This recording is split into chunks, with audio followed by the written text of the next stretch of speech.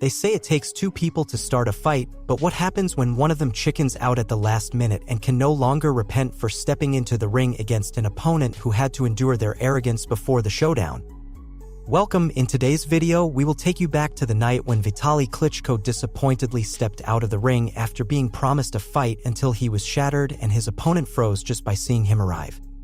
I hope you are comfortable because this new journey through the history of boxing is about to begin. We travel to the year 2010 when Shannon Briggs demanded an opportunity to face one of the Klitschko brothers as if his life depended on it. The harsh reality pointed out that Briggs, who had been a champion twice, had done nothing to deserve this title shot in the last couple of years. But there was another side to the coin where the heavyweight division was going through a weak period in finding credible contenders for matches worthy of the title at stake.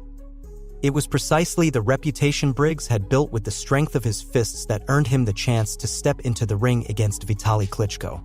Klitschko had the highest knockout percentage in the entire history of the heavyweight championship, but this did not seem intimidating to Briggs, who attended press conferences to publicly threaten him and claim he had no chance of winning inside the ring.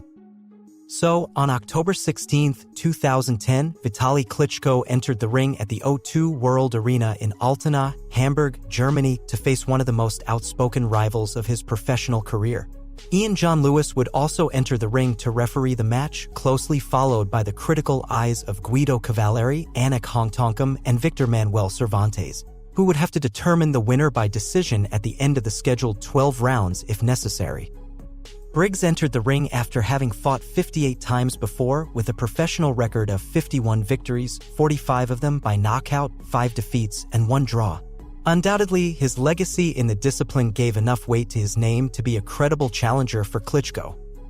Vitali had fought only 42 times before the bout against Briggs, but his professional record was not modest.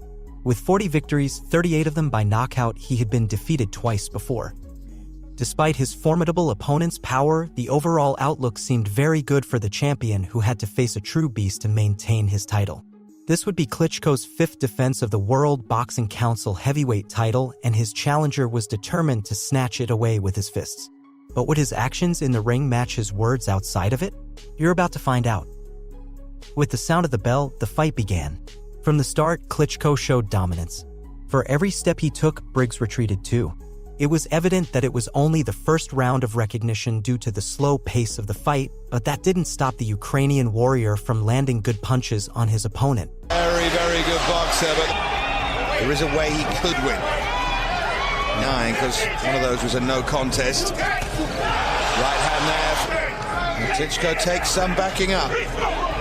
Briggs still seemed unable to decipher how to approach Klitschko's offense for the second round. Showing fear, his inactivity made him an easy target for punches that occasionally landed on his body, inflicting considerable damage. That taken out of him. Briggs will be looking for a shot here. He'll be looking for something to check. Left hook there from Briggs, and back up Klitschko if they can. Right hand over the top though. Listening to the crowd chanting his opponent's name, Briggs had to rethink his strategy if he didn't want to keep gifting rounds to the one who, until now, successfully defended his title. Good left hand, but again, Klitschko's just walking through it, and again he looks to chop down with... The pace of the fight seemed not to increase significantly during the third round. When Klitschko wasn't attacking, hitting his punches target in the majority of instances, there were flashes of an offensive by Briggs, who didn't seem determined enough to execute a good combination of punches. It's too good for you. Let's concentrate on matters here. Good right from Klitschko, but Briggs counters with it through the left. And can he do it again? They want Briggs to look to the body. Hasta este punto. Up to this point, all the promises Briggs had made before the fight seemed like words written in the sand. Briggs had the incentive to go for the body in the 4th round, but Klitschko was already going for his head. Finally, it felt like Briggs actively wanted to win the title, although he had a long way to go before equalizing his chances on the judges' scorecards. The crowd opened the 5th episode chanting Klitschko's name, encouraging him to finish off a challenger who seemed afraid to take a step forward and initiate a close exchange. He's got to stop him. I think he always knew that. Briggs threw a couple of low blows, playing with the limit of what was appropriate.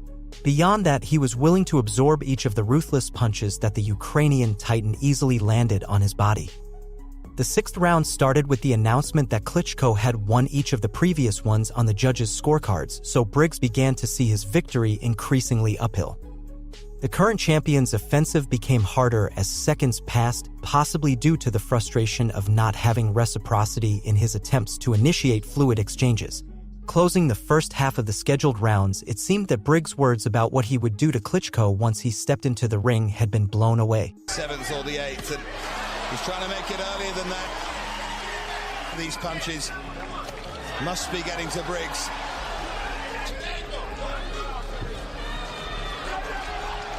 He does to Briggs. While Briggs continued testing Klitschko's guard at the beginning of the seventh round, Klitschko kept landing punches on his face. Again, that right finds a way by that. Another left hook. Can Briggs weather the storm as he's weathered so many? Briggs began to appear very tired towards the end of the round, and he was saved by the bell as Klitschko executed a barrage of punches that had the potential to send him to the canvas. 5 seconds to survive now. That's a big right for Klitschko. Briggs is hurt. Briggs is hurt. The crowd cheered Klitschko again at the beginning of the 8th episode with their chants, causing the champion to exert a little more pressure on his challenger. Right again. There was not a single second in this episode where Briggs felt secure. Klitschko's right hand starred in most of the attacks he endured, reduced to a talker who did not prove to be up to his words. Klitschko broke the ice in the 9th round with the force of his punches.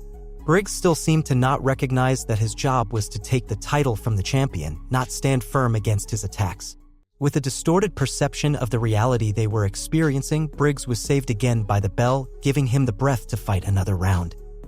The 10th round started and the judge's decision was already looming. Briggs was indeed doing a good job absorbing Klitschko's ruthless combinations, who was cornering him against the ropes more easily. With his fists down, he gave the image of a challenger who posed no challenge to his champion. And he throws that right as well. It's classic stuff, but Briggs throwing as he was going back there. Looked like his legs were a bit unsteady there, and once again Ian John Lewis has a good look, and this time there's a minute left. Exhausted, injured, and bleeding, Briggs went out to fight the 11th episode. At this point, it was evident that he was only trying to make it to the end of the fight on his feet. No matter how much Klitschko lowered his guard, he did not receive any attempt at an attack from his rival. Briggs was the punching bag made of flesh and bone requested to polish the skills of the Ukrainian.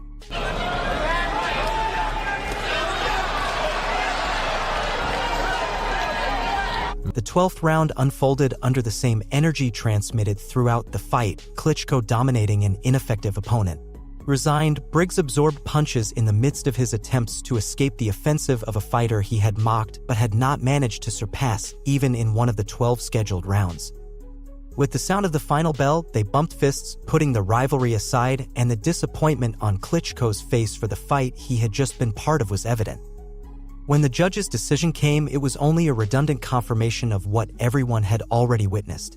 Vitali Klitschko was declared the winner by unanimous decision at the end of the 12 scheduled rounds of a fight that was expected to be much tougher. It's not the same to call the devil as to see him coming is the saying that perfectly defines Shannon Briggs' attitude in this chapter of his journey through the history of boxing. Whoever talks a lot does little could also be taken as the stamp to which Briggs was subjected when he stepped out of the ring that night. Undoubtedly, his performance against Vitali Klitschko reminded him that he shouldn't count his chickens before they hatch and that, no matter how confident he is, he must approach each new challenge with enough humility so that when inevitable defeats come knocking on his door, his words do not backfire. Now that you know the story, do you think Shannon Briggs ever had a real chance of beating Vitali Klitschko? We look forward to reading your comments.